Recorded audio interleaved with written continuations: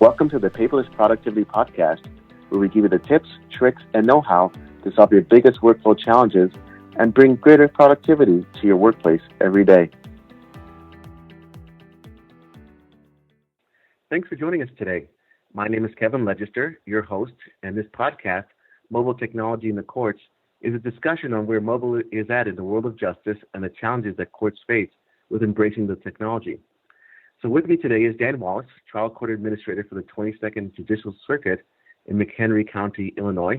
And Dan is my favorite person from that county, and in no way diminished, that's the only person I know from that county. So Dan, thank you for joining us today. Welcome. Of course, thank you. And we also have Terry Chaudhuri, who is the Senior Sales Engineer for ImageSoft and technology extraordinaire and all-around tech guru. So, Terry, thank you for joining us today as well. Great. Thanks for having me, Kevin. Yeah.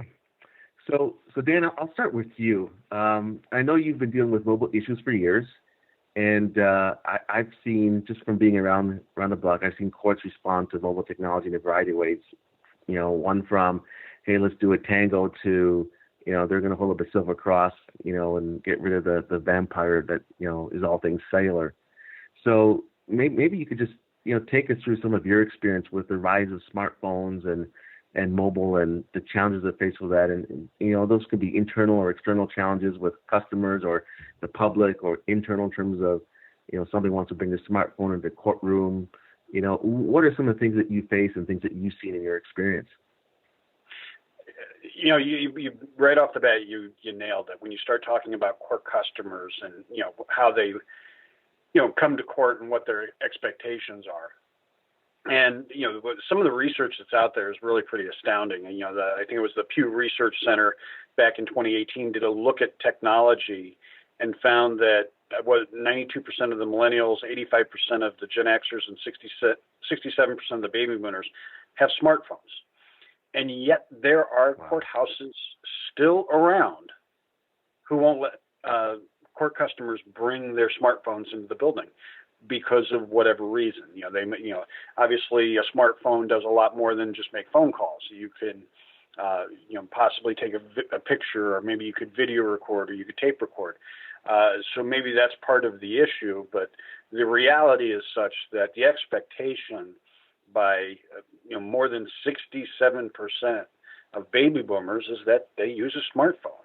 Well, you know, to sort of, well, because not everybody has one, you know, let's not make an unfair advantage, so let's keep them all out. I mean, it just doesn't make any sense anymore. And courts need to be mindful that, you know, people are used to doing their business on a cell phone, a smartphone. You know, I do mobile banking. I can buy airline tickets or hockey tickets, or, you know, if I'm going to get a hotel up in Wisconsin because I'm going to go ice fishing this weekend, I can do all of those things on my phone. I can talk to the IRS on my phone via, you know, electronic messaging. Why courts haven't quite embraced that across the country yet, I'm not sure. In Illinois, in the 22nd Circuit, we've sort of embraced it to a degree. We allow people to bring in their phones, but we're still kind of dancing around the edges a little bit when it comes to allowing a smartphone to be utilized in a courtroom. We do text reminders. We do where we can send out notices of upcoming court events and those kinds of things via text messages. But there's so many different applications within the court context. Let's say a small claims, you know, a small property damage. You take a picture of it. Well, you can't bring that and show that to the judge in the courtroom. Why? Well, the rules say you can't.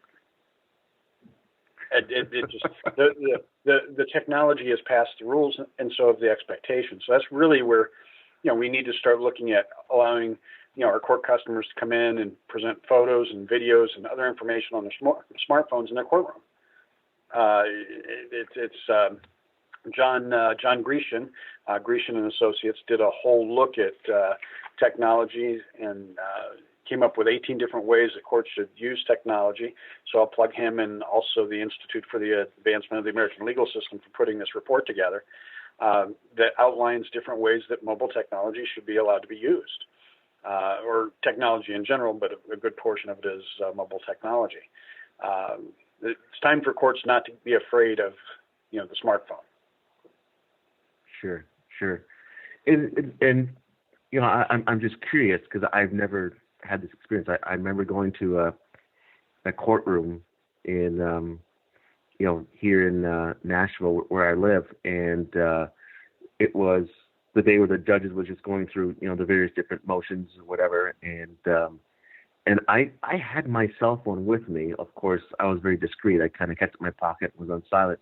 Nobody asked for my cell phone, and nobody removed it, but I don't know if it was allowed or not. But I'm just curious, if a court doesn't allow a cell phone or a mobile phone into the courtroom, do they take it away from you? Do they inspect you? I mean, what's the process for something like that? Well, and again, this is when person comes in, they come through a screening checkpoint. Here we allow them to bring it in, but they're advised, and there's rules that are posted.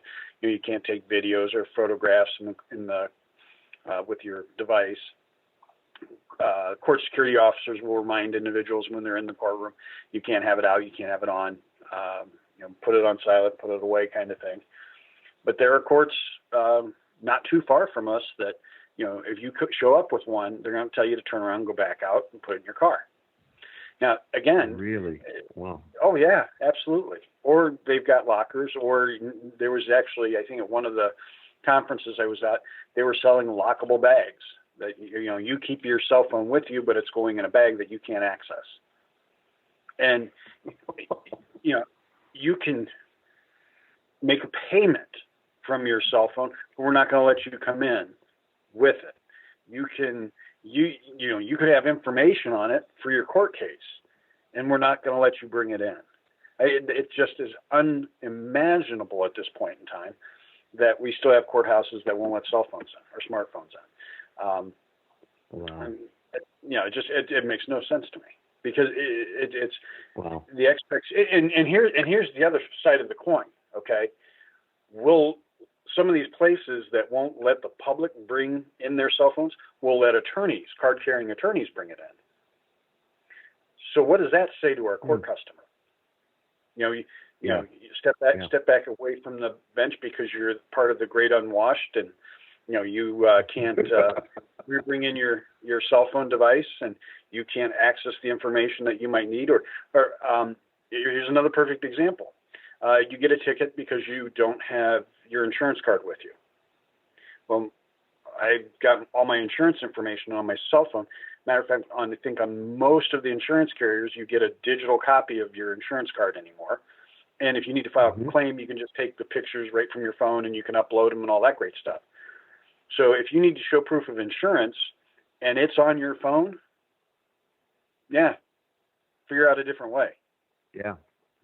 Wow. Go find a computer with a printer someplace so that you can log into it and get it. And so again, it's really, in my humble opinion, makes a huge double standard. It's okay for an attorney if you need a new future date to look at his phone to see if he's available, but you can't because you're not an attorney. Therefore, you can't be trusted enough to look on your phone to see what your schedule is. Makes no sense. Yeah.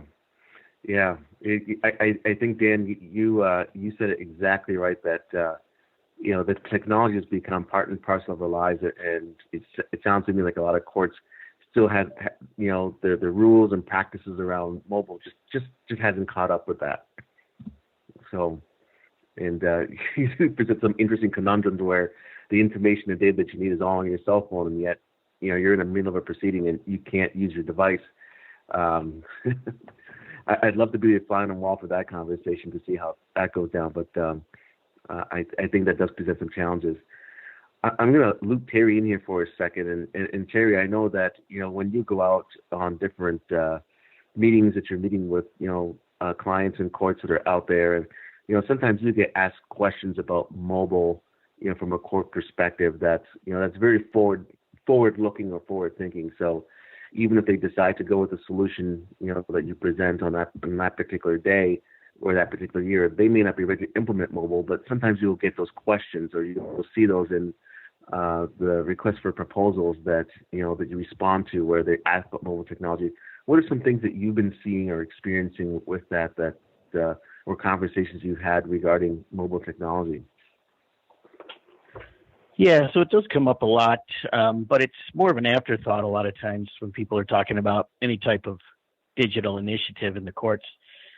They kind of think differently. They don't take into kind of the future where things are going. And if you do think about, as Dan's saying, there's more mobile devices on the planet now than there are people. So there's everywhere, and everybody has it. It's just like it's just like part of you. Like you carry a jacket, you carry your phone. So the courts really need to start embracing that and bringing that into their kind of their priorities as they plan for future initiatives. And because they bring in these solutions a lot of times, and they're siloed off, and cell phones are brought in last, and then they get stuck in this kind of keeping the lights on mentality of just funneling money into legacy systems to keep them running, and they never really embrace the automation and some of the other things they could do by including things like cloud and mobile into their future planning. Mm-hmm. Mm-hmm. Have either of you guys seen any courts? Now, Dan, you touched on your court a little bit in terms of some things that you guys have done, but have you seen anything out there with any courts that implemented some really cool or neat mobile solutions that that we could talk about for a moment? Because I think our audience would love to hear some great success stories, as well as the challenges that are out there. So, Dan, have you seen anything that's out there? Sure. Actually, we've gotten very good with our technology. We've got some excellent people in the circuit clerk's information technology department that are really reworking some of the things that I'll say are more of the legacy holdovers that we're now revamping using responsive design, taking into account mobile devices. Because everything was originally built for computers. Well, now instead of computers, as Terry said, there's more, wireless devices or mobile devices than there are people on the planet. So we might as well start thinking that when you're building something now, that's where you start. That's not where you finish. So like our attorney portal that allows attorneys to come in and look at their cases. All of that's been rewritten so that they can use their mobile devices more efficiently, and it does the automatic formatting, recognizes what type of platform it is, those kinds of things. And so every one of those systems we've kind of walked through to really take a look at and see how we can improve the end user's experience. So it can be done. And you're proof that it can be done. Absolutely. Awesome. Terry, have you seen anything out there that success stories that you've seen with mobile devices at all? Yeah, there's been a few, some really nice ones. I mean, if you think about just checking in for a court hearing, people would start to use a kiosk type mentality, but users can now, and court participants can just check in right from their phone when they arrive at the courtroom, and they don't have to wait in line. Some of these very busy courts, you have to put multiple kiosks out, and people already have a computer in their hands. So it makes those a little bit easier. Think about jury duty people are doing now, where I can actually confirm, check in, or reschedule if that doesn't work for my schedule.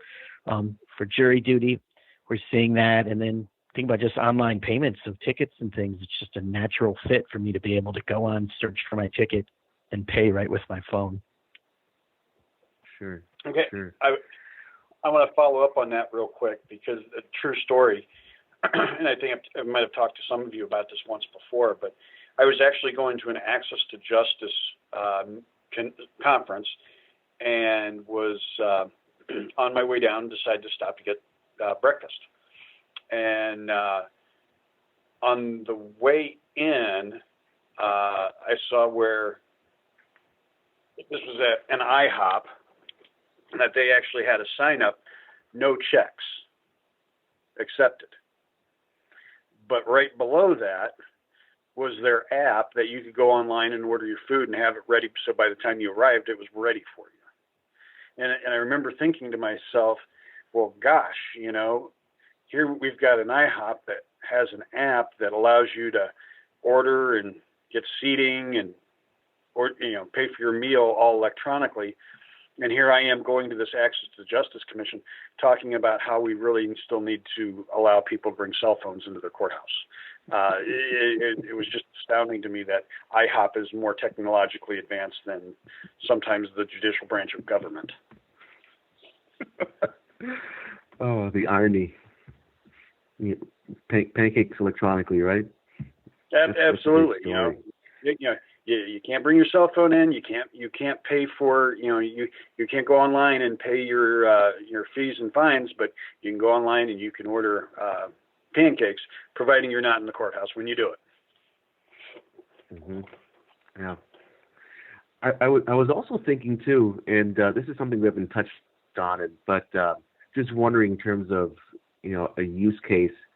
I'm thinking about somebody that's out there. They have a cell phone. Maybe they don't have. There's a lot of people that have a smartphone, like an Android or an iPhone or a Google phone or whatever, and they don't have a computer, but they have a smartphone. Like my aunt that I was just visiting with yesterday, she has a smartphone, but she doesn't use a computer. So, if you have somebody like that needs to take a picture of a document or a form or something like that. Maybe they picked up a paper form at the courthouse and they go home and they want to file that electronically. They could just take a picture of that document and file electronically. Here's the image of the document, and here's the supporting information that you need, which I think is really kind of a cool idea. But I don't know if have you guys seen anybody that's out there that's doing anything like that, allowing any kind of filing from individuals by using a cell phone to capture documents or forms, or is it still kind of a paper world out there when it comes to that? Jerry, you want to take that one first? Sure. Yeah. So we are seeing that it's starting to trend up when people kind of get into the world of an electronic form, if you will, where they can fill out a little bit of information and take a picture and attach a document right there. You're right, Kevin. It's not really adopted maybe as widely as you would think, but it's starting to grow, and it just takes the burden off of the court to process the document, to get it in and indexed into the right inbox. When the user does all that, completes it and takes the picture, they've done all that work. Whereas your paper forms or PDF fillables still have to be submitted. Then someone has to intake that form and route it to the right steps, and there's just a lot of extra overhead that's just unnecessary. So I'm starting to see more and more leverage electronic forms and being able to submit things through the phone, but not as adopted as you would think. Sure.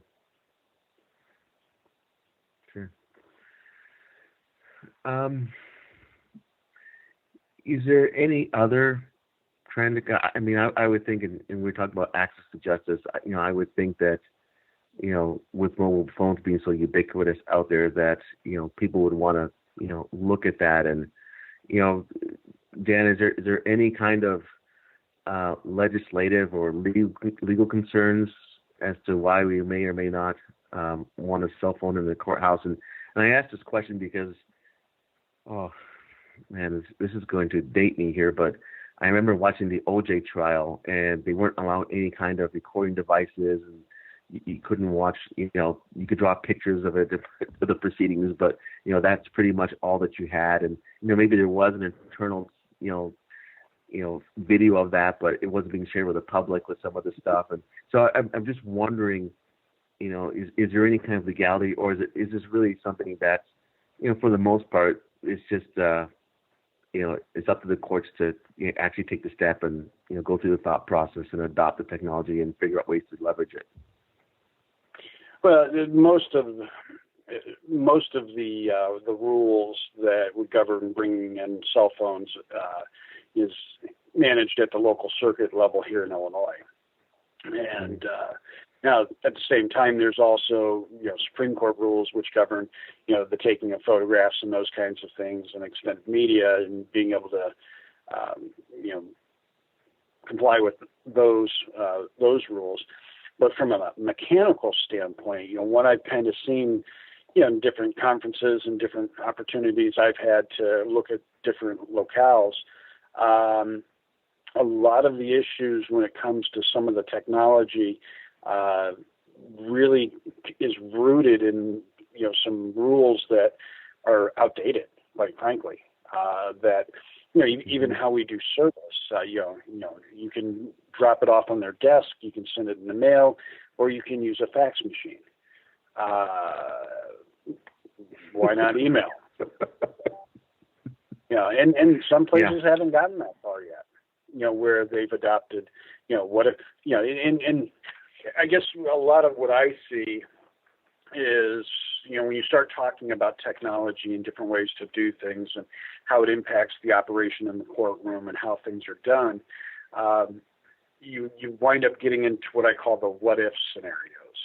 People, that's a good idea, but what if, or what if, or what if, and, what if you send it by email and I don't get it? Okay. Yep.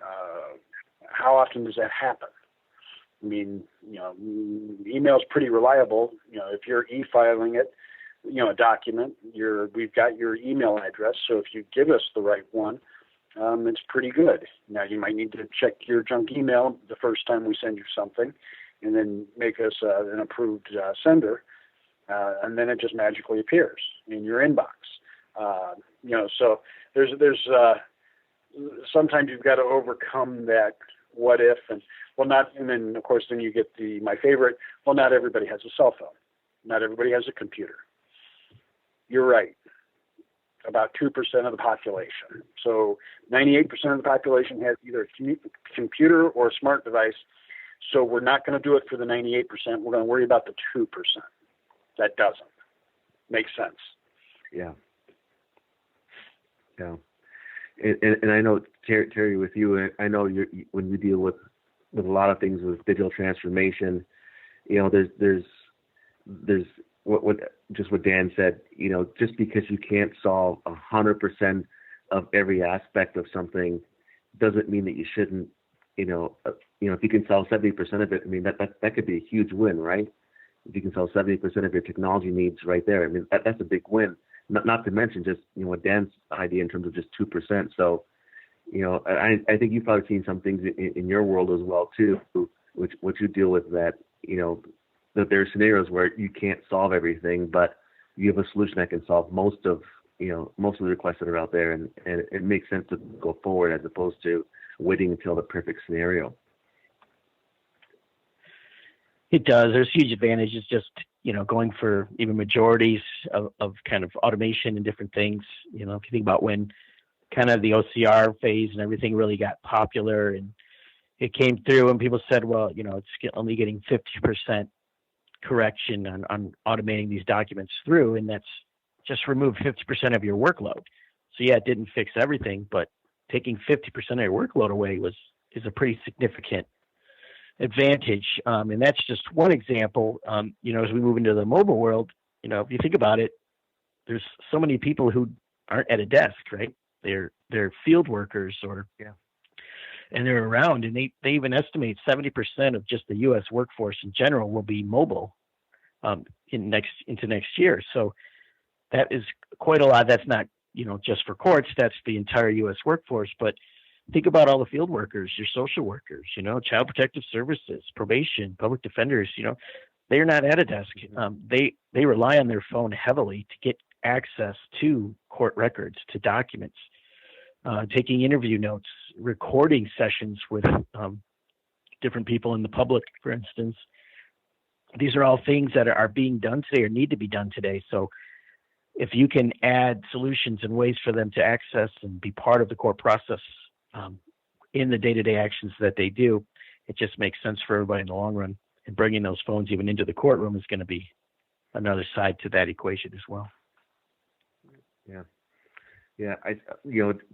Dan, as you were talking, a what if scenario came up in my mind, and that is, what if somebody records, a part of a proceeding, and then they create a deep fake out of it, and it goes viral, and it represents something that the courts, that was not actually what happened in the court, but arouses the public, and it creates this, huge, public relations, disaster.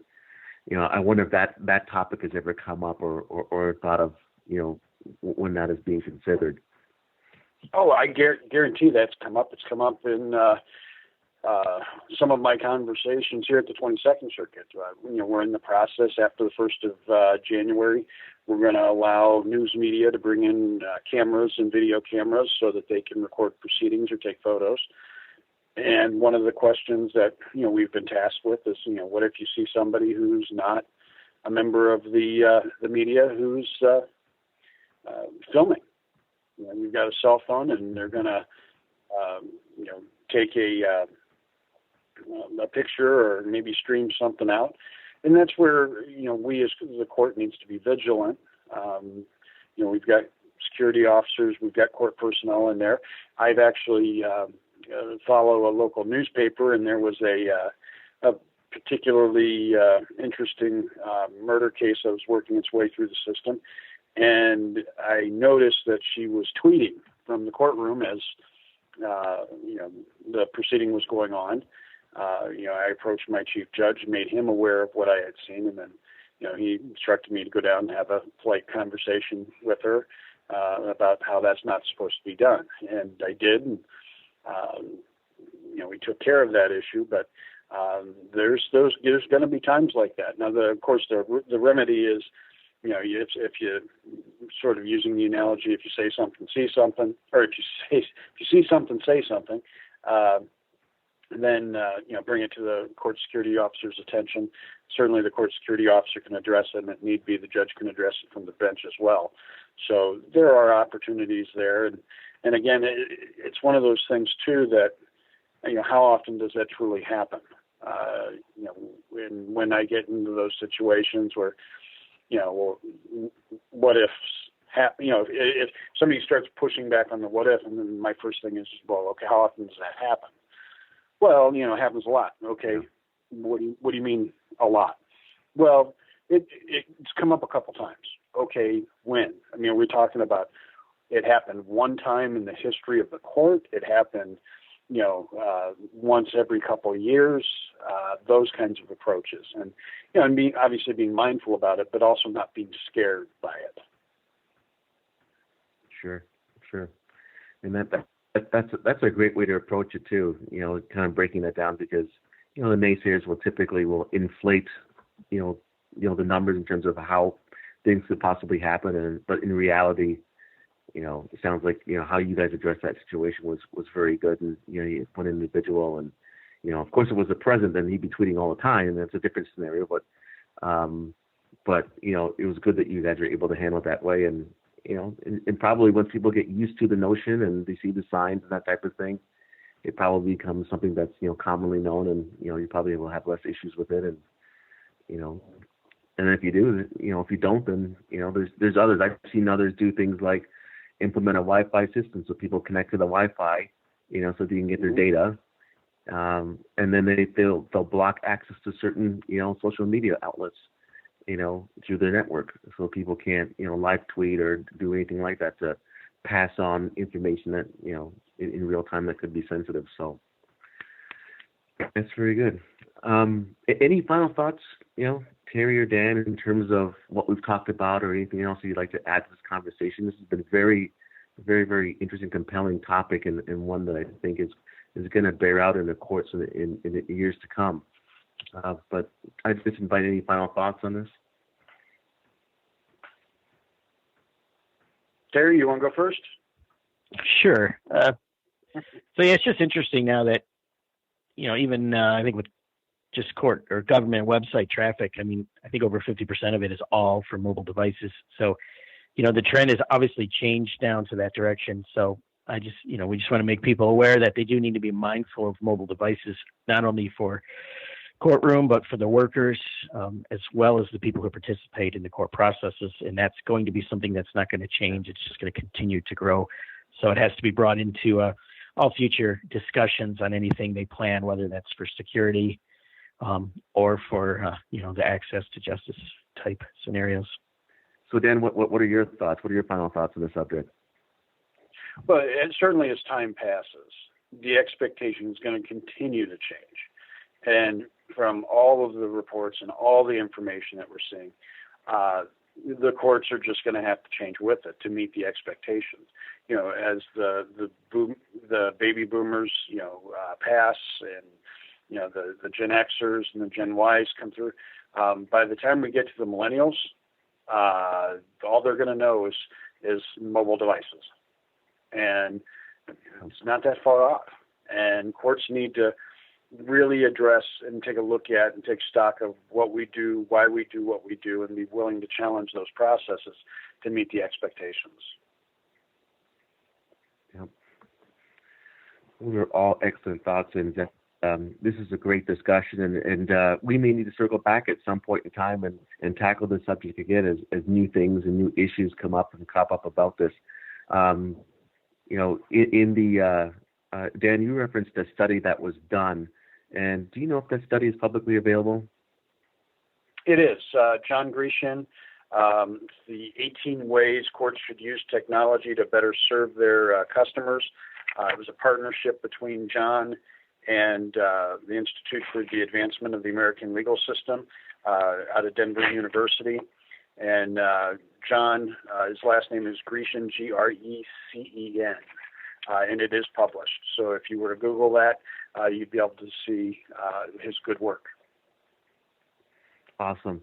And we'll actually in the show notes put a link to that as well too. So for anyone that's listening, that they want to refer back to that study, we'll make that available to you.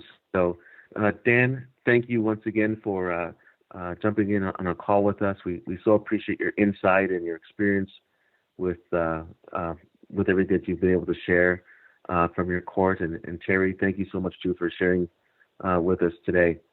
So thank you again, everyone, for listeners, for joining us today. And if you haven't already done so, be sure to subscribe to the Paperless Productivity Podcast, where we tackle some of the biggest paper-based pain points facing organizations today. We'll see you next time. Thanks again for joining us on this podcast. And if you haven't already done so, be sure to subscribe to Paperless Productivity, where we tackle some of the biggest paper-based pain points facing organizations today. We'll see you next time.